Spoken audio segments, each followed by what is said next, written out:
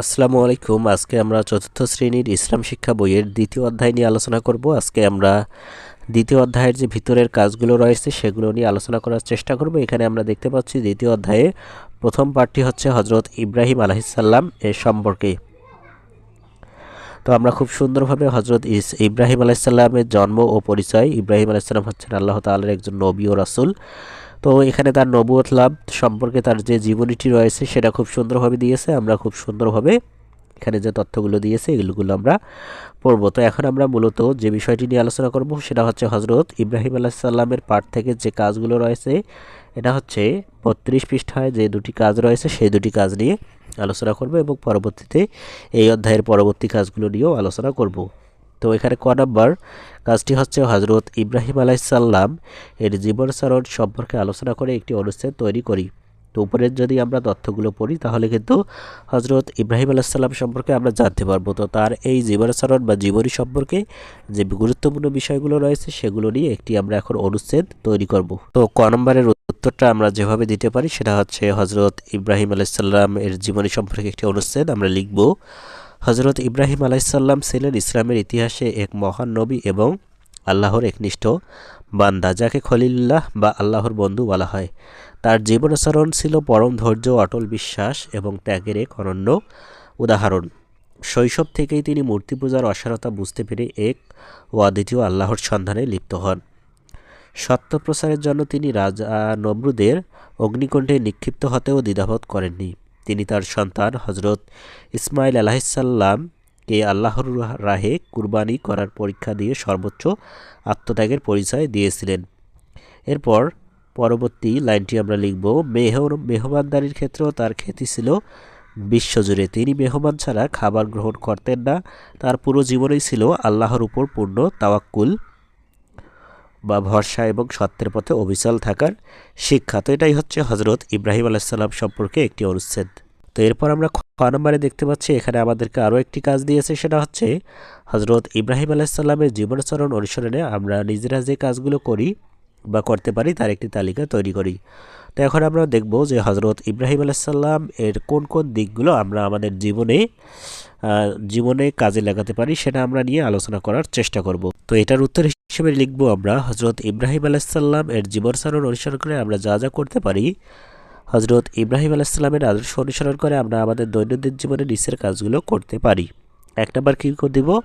একত্ববাদে বিশ্বাস, সব সময় বিশ্বাস রাখা যে আল্লাহ এক এবং তার কোনো শরিক নেই।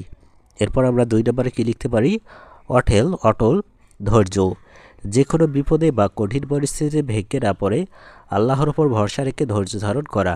3 নম্বরে আমরা লিখতে পারি সত্যবাদিতা, যে কোনো মূল্যে মিথ্যার আশ্রয় না নিয়ে সর্বদা সত্য কথা এবং সত্যের পথে চলা। এরপর 4 নম্বর আমরা যেটা লিখব সেটা হচ্ছে আত্মত্যাগ ও আনুগত্য, আল্লাহর সন্তুষ্টির জন্য নিজের প্রিয় বস্তু বা স্বার্থ ত্যাগ করার মানসিকতা। এবং আমরা সবশেষে যেটা লিখব সেটা হচ্ছে মেহমানদারি ও সেবা, বাড়িতে মেহমান আসলে তাদের হাসি মুখে গ্রহণ করা এবং সাধ্যমতো আপ্যায়ন ও সেবা করা। এটাই মূলত 5টি বিষয় যেটা আমরা হজরত ইব্রাহিম আলাইহিসসালামের কাছ থেকে নিতে পারি। এছাড়াও কিন্তু আরও অনেক জিনিস আমরা যদি উপরের হজরত ইব্রাহিম আলাইহিসসালাম সম্পর্কে যে পার্টটি রয়েছে এটা পড়ি তাহলে কিন্তু আমরা আরও অনেক বিষয় জানতে পারবো যেটা আমরা আমাদের জীবনে কাজে লাগাতে পারবো। আমরা ক এবং খ নাম্বার কাজটি করলাম 32 পৃষ্ঠার। এখন আমরা পরবর্তী পৃষ্ঠাতে হজরত মুসা আলাইহিসসালামের যে পার্টটি রয়েছে এখানে যে তথ্যগুলো দিয়েছে এগুলো তোমরা খুব সুন্দরভাবে পড়ে নিবে। এখন আমরা মূলত এই হজরত মুসা আলাইহিসসালামের যে পার্টটি রয়েছে এখান থেকে যে কাজ রয়েছে ক এবং খ সেটা নিয়ে আলোচনা করব। সেটা হচ্ছে 36 পৃষ্ঠায় ক নম্বর কাজটি, সেটা হচ্ছে হজরত মুসা আলাইহিসসালাম জীবনাচরণ সম্পর্কে আলোচনা করে একটি অনুচ্ছেদ তৈরি করি। তো এখন আমি যেটা করব হজরত মুসা আলাইহিসসালামের উপরে যে পার্টটি আমরা পড়ব সেখান থেকে একটি অনুচ্ছেদ তৈরি করা। তো এটার উত্তর হিসেবে আমরা যেভাবে দিতে পারি সেটা হচ্ছে হজরত মুসা আলাইহিসসালামের জীবনাচরণ।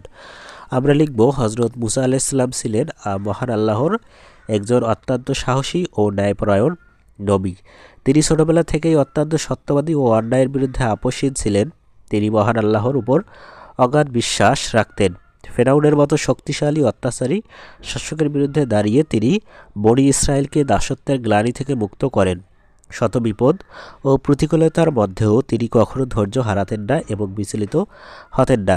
আল্লাহর রহমতের ওপর তার ছিল অবিচল ভরসা। অসহায় ও নির্যাতিত মানুষের কল্যাণে তিনি সারা জীবন কাজ করেছেন। তার এই ধৈর্য, সাহস এবং আল্লাহর ওপর ভরসা করার গুণগুলো আমাদের সকলের জন্য এক মহান শিক্ষা। তো এটাই হচ্ছে হজরত মুসা আলাইহিস সালাম সম্পর্কে একটি অনুচ্ছেদ। তো এখন আমরা যদি পরবর্তী পৃষ্ঠায় যাই, এখানে আমরা দেখতে পাচ্ছি যে খ নম্বরে আমাদেরকে আরও একটি কাজ দিয়েছে, সেটা হচ্ছে আমরা একটু পড়ে নেই, তারপর সেটার উত্তর করব।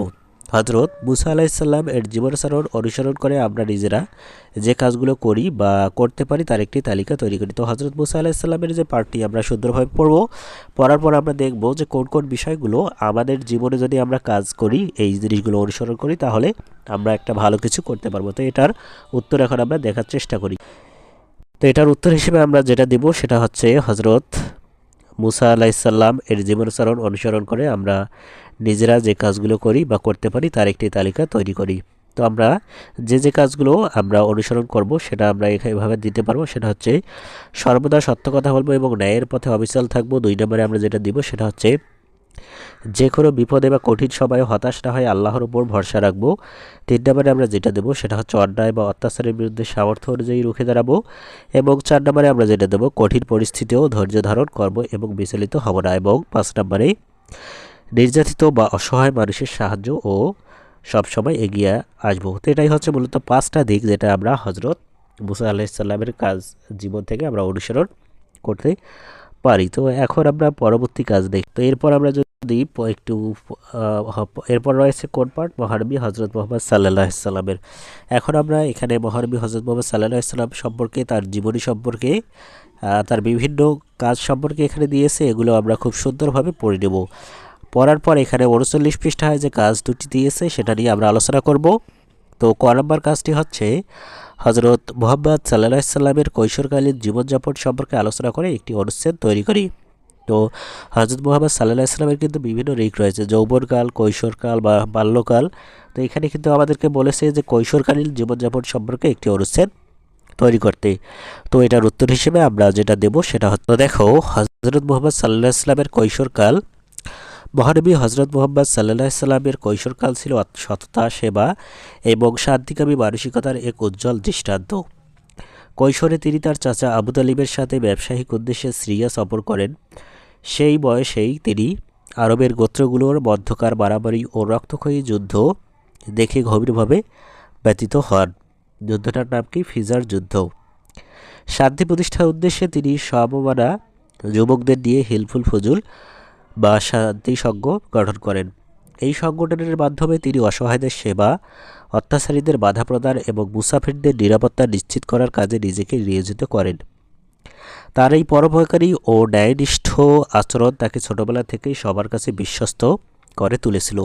তো এটাই হচ্ছে হজরত মুহাম্মদ সাল্লাল্লাহু আলাইহি সাল্লামের কৈশোরকালীন জীবনাচরণ সম্পর্কে একটি অনুচ্ছেদ।